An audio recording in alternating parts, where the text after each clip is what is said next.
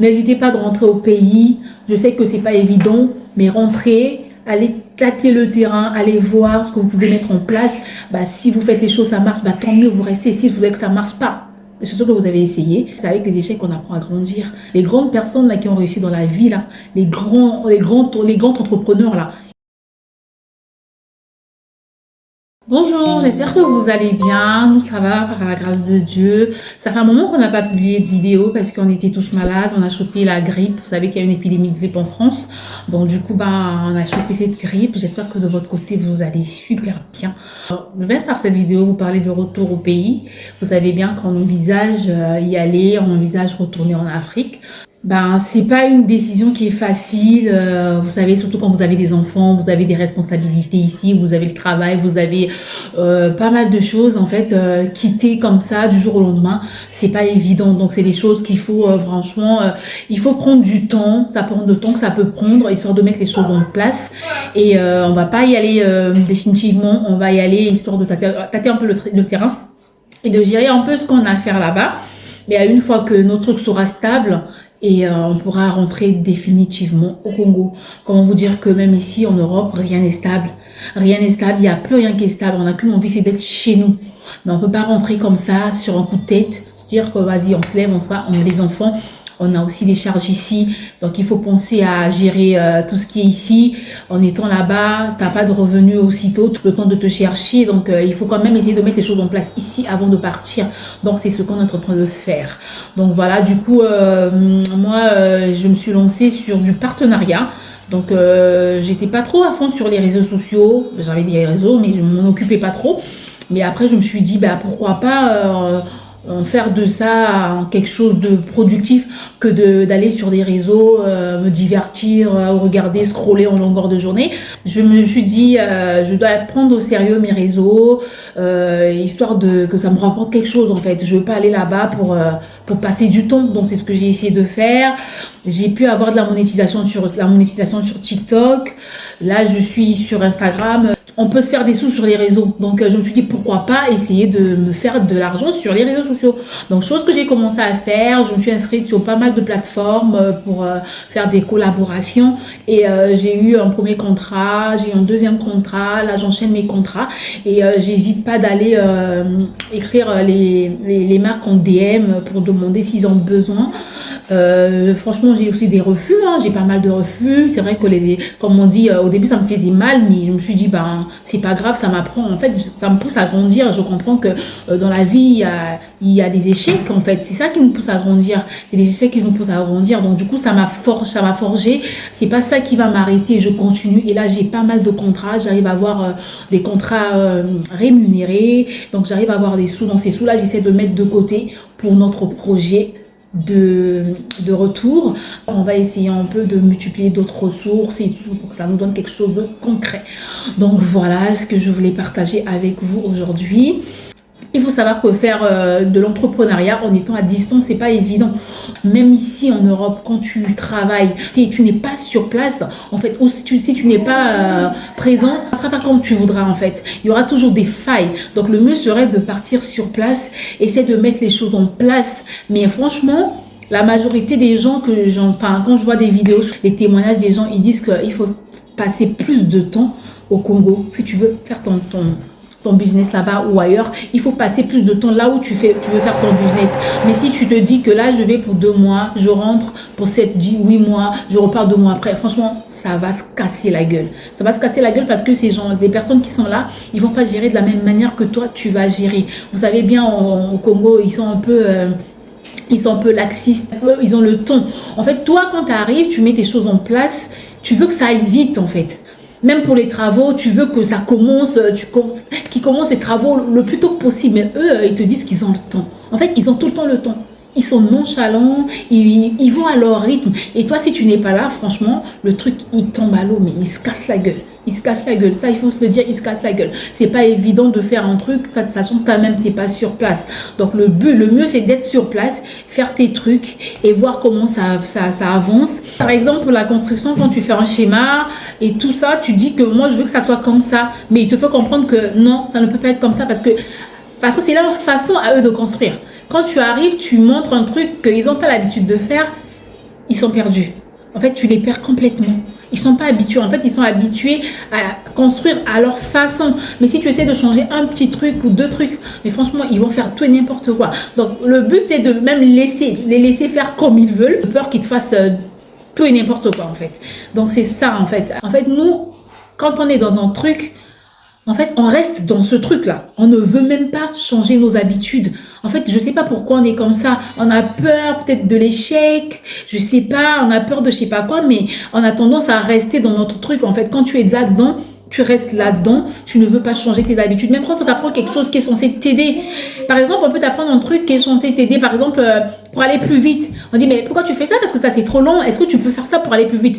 Et tu vois que le truc, c'est réel ce qu'on te dit. Si tu fais ce que la personne te demande de faire, tu vas aller plus vite. C'est un gagne-temps pour toi. Mais eux, ils préfèrent être dans la difficulté, d'aller moins vite que de gagner du temps parce que quoi? Ils sont habitués à fonctionner comme ça. S'ils essaient de faire comme toi, tu le demandes de faire, ben, il perd ses moyens. Il n'y arrive pas. Donc, il est obligé de continuer, même si c'est long, même si ça peut le prendre 10 ans. Mais il préfère continuer comme ça parce que c'est comme ça qu'il se retrouve. Donc, c'est ça. Moi, je voulais partager ça avec vous. Là, je suis en train de voir, il y a pas mal de gens qui rentrent en Afrique. Il y a pas mal de gens qui font leur retour, que ce soit en Afrique centrale et tout ça, que ce soit au Congo, Brazzaville. Il y a pas mal de gens qui font des retours en Afrique. Aujourd'hui, tu vas pas rentrer pour aller habiter chez ton grand-père, chez ta mère. C'est mieux d'avoir un petit truc là où tu sais que je vais arriver. J'ai là où je peux rester avec ma famille ou tout seul. Même construire un petit studio, un petit 2 pièces où tu sais que bah oui, moi je rentre, je sais que là-bas je suis chez moi, il y a personne qui va me casser la tête quoi. Que d'aller chez les familles, c'est pas trop propre. Après les gens qui n'ont pas encore ces projets de construction, c'est mieux que vous allez, vous regardez comment ça se passe et quitte à acheter un petit terrain pour mettre pour faire des travaux, que vous soyez chez vous. Mais vous savez que nous en Europe, on n'a pas peur de la distance. Il y a des maisons au Congo qui coûtent pas cher, mais quand tu vois les maisons, la distance, c'est vraiment très loin de la ville. Mais nous, on est habitués à vivre très loin de la ville, donc nous, ça ne nous dérange pas. Les gens qui sont là-bas, ils ont un peu peur, ils se disent, ah, c'est trop loin, je peux pas y aller là-bas. Mais nous, on est habitués à vivre à des kilomètres et des kilomètres, donc nous, c'est pas la distance qui va nous déranger. Donc, la moindre de choses, c'est de faire ça et aller voir ce qu'on peut mettre en place en Afrique, apporter sa pierre à l'édifice. Moi, quand je vois les autres rentrer chez eux, franchement, moi, j'étais un peu réticente à l'idée de rentrer, mais franchement, je me dis, on va y aller tout doucement, on va aller mettre les choses en place. Et franchement, si tout marche comme on le souhaite, on retrouvera définitivement. Je sais que je ne serai pas déçue. Dans tous les cas, chez nous, si on refuse de rentrer, il y a un problème. C'est chez nous. On est amené à rentrer chez nous.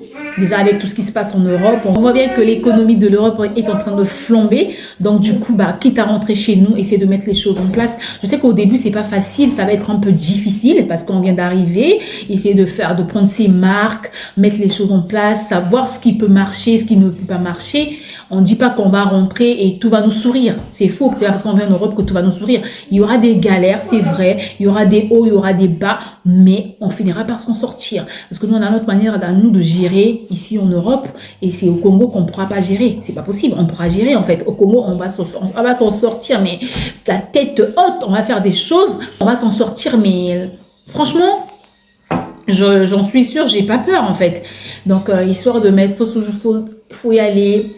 Il y a plein de trucs à mettre en place au pays. Il y a, voilà, on a beaucoup de trucs qu'on doit mettre en place. On a plein de choses qu'on n'a pas au Congo-Brazzaville, que dans d'autres pays, quand tu vois, les autres, ils ont déjà ça. Donc, ils ont une longueur d'avance par rapport à nous. Et nous, on est encore très, très loin. Donc, c'est à nous qui sommes là, les gens de la diaspora, d'aller vraiment mettre ces choses-là en place. Vous voyez? En fait, il y a plein de trucs à faire. Il y a plein de trucs à faire. Mais au Congo, nous, on n'a pas. C'est pas parce que le Congo est pauvre, ça n'a rien à voir. On a tout ce qu'il faut, mais sauf qu'il n'y a pas beaucoup de gens qui ont ces idées-là d'aller mettre les choses en place. Les gens qui sont là-bas, qui ont assez de moyens, ils y pensent pas. Beaucoup de choses à mettre en place. Aller solliciter un peu de l'aide auprès d'eux, qui vous aident à avancer un projet. Et une fois que le projet sera amené à grandir, vous faites vous signez des contrats en fait. Ça c'est des trucs qu'on peut faire au Congo parce que c'est pas l'argent qui nous manque, il y a beaucoup d'argent, c'est pas ça qui nous manque au Congo, c'est juste des idées en fait. Je pense même qu'il y en a beaucoup qui ont des idées. Il y en a beaucoup qui ont des idées au pays, mais sauf que comme je vous ai dit, on se contente de ce qu'on a en fait. On ne veut pas voir plus loin que le bout de notre nez. Mais moi, je sais que chez nous, on a peur de sauter le pas. En fait, on a peur de l'inconnu. On se dit, en fait, si par exemple, moi, je vends du pain, mon voisin à côté vend du pain, je vais aller vendre du pain comme mon voisin. Je ne veux pas me dire, bah, je vais peut-être acheter, construire, faire une grande boutique, je vais aller à Dubaï, je vais acheter des matériels, je vais venir vendre ça, ça. En fait, je ne peux pas voir loin. On a du mal à voir loin. Parce qu'on se dit que, ah ben, est-ce que ça va marcher? Bah vas-y, je vends du pain comme l'autre, hein, ou je vends de la banane comme l'autre. Alors que tu peux faire des choses, des grandes choses, mais on se contente à faire les mêmes choses que tout le monde fait au pays. Quand vous voyez les VIP, ils font la même chose. Une personne, il a une idée d'entreprendre sur quelque chose, il va aller t'ouvrir un bar, il va aller t'ouvrir un VIP, il va aller t'ouvrir un cafétéria. En fait, c'est des trucs que ils ont l'habitude de voir là-bas. C'est pas lui qui va te dire, bah vas-y, je vais ouvrir un grec. Soyons fous, je vais ouvrir un grec. Non. Ils se disent que bah, c'est pas possible, ça va pas marcher. Ou je suis pas libanais, vu que là-bas au pays, il y a que les Libanais qui ouvrent des trucs comme ça. Je suis pas libanais, ils vont pas venir chez moi. Non. En fait, on est tellement limité qu'on n'arrive pas à faire des grandes choses. Ça, c'est à cause de nous-mêmes. C'est pas à cause du pays. C'est pas à cause des dirigeants du pays. Ça n'a rien à voir, en fait. Aujourd'hui, si tu veux faire des choses, tu le fais. Tu n'as pas peur, tu n'as pas... En fait, nous, on a tellement peur, on est tellement limité qu'on a peur de sauter le pas. Le truc, c'est de sauter le pas, en fait. Quand je vois, moi, ailleurs, quand je vois dans d'autres pays d'Afrique, il y a des jeunes qui vont ouvrir des trucs de malades, des grands trucs, qui ouvrent des trucs, mais tu dis, waouh! Mais quand tu vois chez nous, en Afrique, au Congo-Brazzaville, il y a rarement des gens qui rentrent, des gens de la diaspora qui rentrent et vont ouvrir ces genres de trucs. Après, c'est pas, on va dire peut-être que c'est pas financièrement, mais non, mais quand tu vois ce qu'ils font à côté, c'est pas l'argent qui manque à ces personnes-là de faire des grandes choses. Il faut savoir qu'il y en a qui disent qu'au pays, c'est vrai qu'il n'y a pas de boulot, il y a tout ça. Les jeunes du pays, beaucoup sont rentrés dans le marché, ils peuvent faire vendre au marché, ils peuvent être des chauffeurs de taxi, des chauffeurs de bus, parce qu'apparemment, il n'y a pas de boulot. Mais nous, si, nous qui sommes ici, on rentre, on va ouvrir des petits trucs comme ça, un petit, pas, je dirais pas KFC, mais un petit snack bar, un petit grec. Ça, on donne de l'emploi à ceux qui sont là-bas. On participe vraiment à l'économie du pays, en fait. On va participer à l'économie du pays. Le but, c'est ça, participer à l'économie de notre pays, de donner du boulot à nos frères et sœurs qui sont là-bas, qui galèrent, qui n'arrivent même pas à s'en sortir, alors qu'on a plein de trucs à faire. On a plein de choses à mettre en place. C'est vrai qu'ici, en Europe, on peut mettre les choses en place, mais ça n'a pas le même impact que quand tu es chez toi, en fait. Quand tu es chez toi, tu fais les... En fait, tu sais que tu es fier, tu fais tourner l'économie de ton pays, tu aides les jeunes de ton pays à travailler, tu les sors du chômage. En fait, c'est une fierté. Tu te dis que, ouais, je participe à l'économie du pays. En fait, c'est une grande fierté pour toi. Après, je sais qu'il y en a qui ont des idées, mais qui ont peut-être peur aussi d'aller au pays par rapport à ce qu'on nous dit. Vous savez, on a des familles qui nous démotivent d'aller au pays. Ils vont te dire, ah, tu vas aller là-bas. Ah, en fait, on te démoralise tellement que tu te dis, ah, mais même ici en Europe, on peut te faire du mal. Là-bas, comme ici, c'est pareil. Ici aussi, il y a des gens qui tuent des gens, qui mettent des poisons dans les trucs des gens. Donc, en fait, c'est pareil. Le but, c'est d'être juste prudent. De savoir avec qui tu marches et où tu vas, en fait. C'est ça le problème. Le poison, la sorcellerie, il y en a partout. Aujourd'hui, si un sorcier veut te bouffer, là, c'est pas parce que toi en France, on va pas te bouffer. Aujourd'hui, si une personne veut te faire du mal, là, c'est pas ici, parce que ici, t'es ici qu'on va pas te faire du mal. Il y a des gens aussi ici en France qui sont méchants, qui font du mal aux autres. On entend ça tous les jours. Mais n'écoutez pas les gens. Vous allez, c'est vrai qu'il se passe des choses au pays.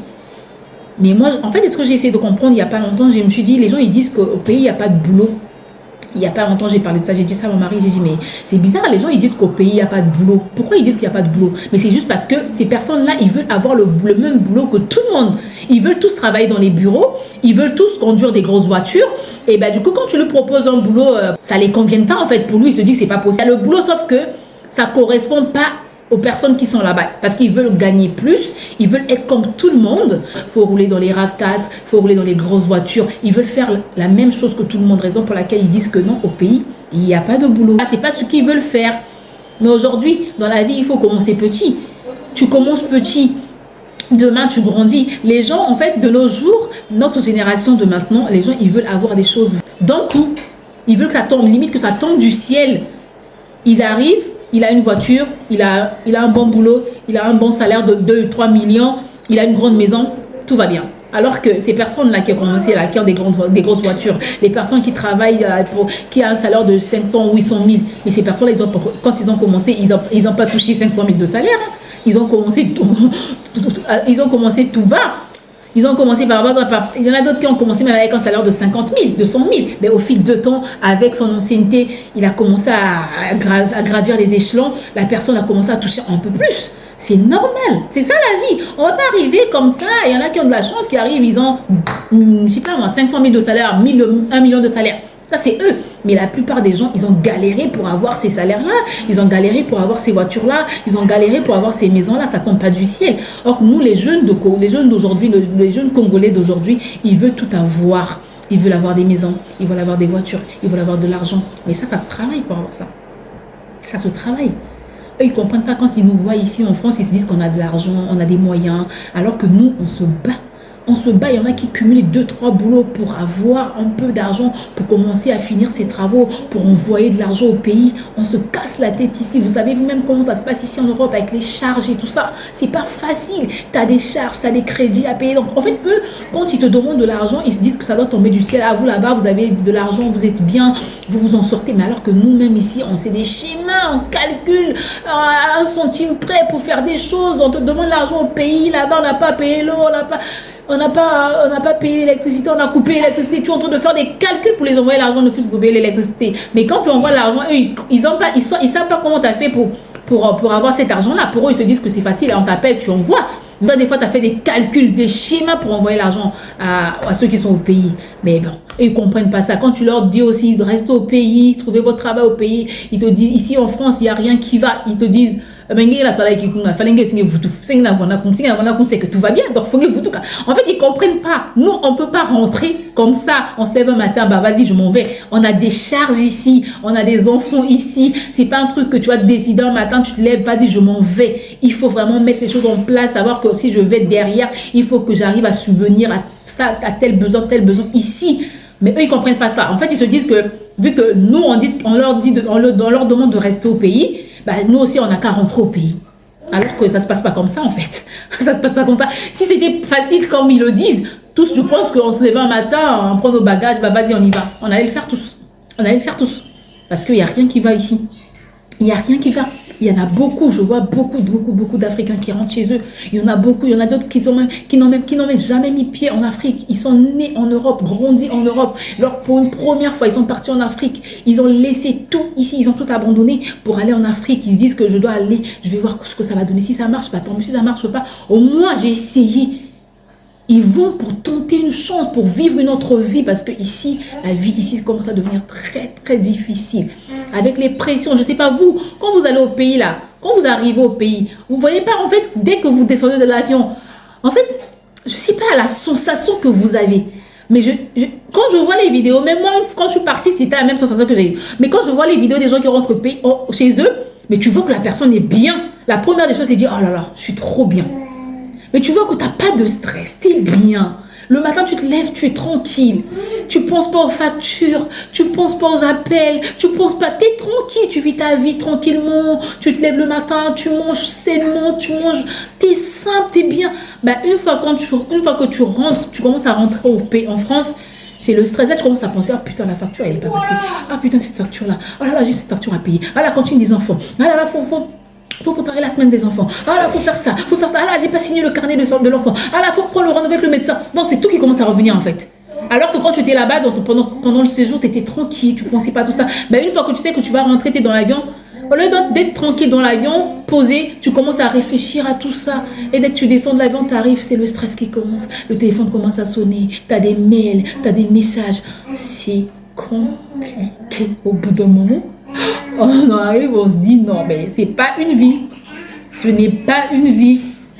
Moi, je préfère largement être au pays. Moi, personnellement, si on me dit rentre au pays, on te donne un salaire de 300 000. Je vous jure, moi, je rentre au pays. 300 000, hein. Moi, je ne suis pas compliquée. 300 000. Je sais que j'ai ma maison. Je paye mon électricité. Je paye mon eau. J'ai ma maison. Je suis chez moi. 300 000. Je peux bien m'organiser avec 300 000, avec la vie, avec tout ce qui est... C'est vrai que la vie coûte cher comme ils disent, mais moi, je ne veux pas être dans le luxe, dans le sens où je veux aller faire des courses à, je sais pas, un casino tous les jours. Non, Je peux me faire plaisir vite fait pour mes enfants, mais ça sera pas tout le temps en fait. Avec 300 000, vous me dites, rentre au pays, tu as un salaire de 300 000, je vous jure comment je rentre au pays. Ça peut paraître fou, mais moi je rentre au pays avec 300 000. Parce que je sais que 300 000, je ne vais pas m'arrêter à 300 000. Je finirai par évoluer. Je vais évoluer. Je peux arriver à 400 000. Je peux arriver à 500 000. Donc, moi, si on me donne un salaire de 300 000 maintenant, on me dit, bah, vas-y, tu as un boulot de 300 000 tous les mois, tu peux rentrer au pays. Moi, je prends mes clics et mes claques, je rentre au pays. Je ne vais pas me casser la tête. Pourquoi je vais me casser la tête? Ici, on gagne plus. On fait quoi de l'argent? On paye les factures. On gagne beaucoup par rapport au pays. On fait quoi de cet argent? On paye que les factures. Tout tourne dans ça, en fait. Tu as l'argent, tu n'arrives même pas à enlever même je ne sais pas combien pour te faire plaisir. Quand tu arrives, tu es payé le 20, le 30, le 7, le 8, tu n'as plus rien dans le compte, tout est parti. Ça sert à quoi? Alors qu'au pays, j'ai mes 300 balles, je suis tranquille, je paye l'électricité, je paye l'eau, il va me rester, je ne sais pas, 200 et quelques mille. Je m'organise, je vais au marché, j'achète ma viande, j'achète mon riz, j'achète mes trucs en gros, je mets dans mon congélateur. Je vais faire des provisions pour mes enfants, les goûter, des petits trucs à 2 balles, je fais. Et le problème, en fait, je me retrouve, parfois, j'arrive même à garder tous les mois, même 150 000 encore. J'arrive à garder 150 000. 150 000, c'est un peu exagéré. J'arrive même à épargner tous les mois 100 balles à côté. J'ai 100 000 à côté. Les 50 000 là, c'est peut-être pour le transport. Et j'arrive à épargner 100 000 à côté. Les 50 000 là, c'est peut-être pour les transports et tout ça. Mais même pour les transports, si tu prends un abonnement de taxi, un taxi que tu payes tous les mois, tu viens te chercher, c'est un exemple, tu peux payer parfois 30 000 tous les mois. T'es tranquille en fait, t'es tranquille. T'as 100 000 à côté. Les 100 000 là, tu peux faire tourner ça pour faire un commerce, pour faire autre chose à côté. En fait, tu arrives à épargner avec le petit salaire que tu as de 300 balles, de 300 000. Mais ici en France, tu n'as pas 1 500, 2 000 euros de salaire. Tu n'arrives même pas à enlever même 100 euros tous les mois parce que tu as trop de factures. Moi, je préfère rester au pays. Avec mes 300 000, je m'organise mais bien comme il faut. Mais bien. Donc voilà, c'est ce que je tenais à vous dire. N'hésitez pas de rentrer au pays. Je sais que c'est pas évident, mais rentrez, allez tâter le terrain, allez voir ce que vous pouvez mettre en place. Bah, si vous faites les choses, ça marche, bah, tant mieux, vous restez. Si vous voyez que ça marche pas, c'est sûr que vous avez essayé, vous rentrez et bah, vous réfléchissez à autre chose. S'il s'agit d'investir ici, vous investissez ici. Si vous voulez encore retenter une autre chance, vous retentez une autre chose. C'est pas parce que qu'on a eu un échec une fois que la deuxième fois, ça sera un échec. Les échecs nous apprennent, en fait, c'est avec les échecs qu'on apprend à grandir. Les échecs qui nous poussent à devenir vraiment les personnes qu'on est demain. Les grandes personnes là, qui ont réussi dans la vie, là, les grands entrepreneurs, là, ils n'ont pas réussi en un claquement de doigts. Non, jamais de la vie, hein. Ils ont eu des galères, parce que les choses que les gens ne peuvent pas vous dire, ils ont eu des galères, ils ont passé des moments difficiles, des moments de refus, mais c'est pas pour autant qu'ils ont lâché l'affaire. C'est en persévérant qu'on arrive à faire des grandes choses. C'est quand tu vas persévérer, tu vas te dire, tu vas t'asseoir un jour, tu vas te dire, oh purée, je reviens de loin. Ça, je l'ai fait. Mais tu vois ce que j'ai fait? J'ai galéré. J'ai eu des refus. On m'a dit non. Mais aujourd'hui, je suis vraiment la personne que j'ai toujours voulu être. C'est parce que quoi? J'ai persévéré. Mais si tu avais lâché, si tu t'avais abandonné, tu n'allais pas voir le bonheur qui t'attendait devant, en fait. Il faut persévérer pour voir ce que nous attend. Parce que quand on fait les choses, on sait qu'il y a un truc de précieux qui nous attend devant. Quand on entreprend sur quelque chose, quand on a des projets, on sait que ça, si ça arrive à aboutir, si tu arrives vraiment au bout de ce projet, dis-toi qu'il y a une grande réussite devant. C'est pas facile. C'est vrai que c'est pas facile, mais la réussite, la victoire est devant. Il faut persévérer. C'est dans la persévérance qu'on fait des grandes choses. C'est dans la persévérance qu'on se rend compte que oui, aujourd'hui je suis comme ça. C'est parce que j'ai persévéré. Aujourd'hui, j'ai fait des choses, mais que je ne pensais même pas faire. Parce que tu as persévéré. Voilà, c'est ce que je tenais à vous dire. Je vous incite vraiment de faire des choses, d'entreprendre. Mais même si vous ne voulez pas entreprendre, rentrez chez vous, essayez de voir ce que vous pouvez mettre en place, essayez de voir ce qui peut marcher. Et ben, vous essayez, si ça marche, tant mieux, si ça ne marche pas, vous faites autre chose. Ne vous découragez pas. Les échecs, c'est ça qui nous pousse à grandir. Les échecs, c'est ça qui va faire de nous des grandes personnes demain.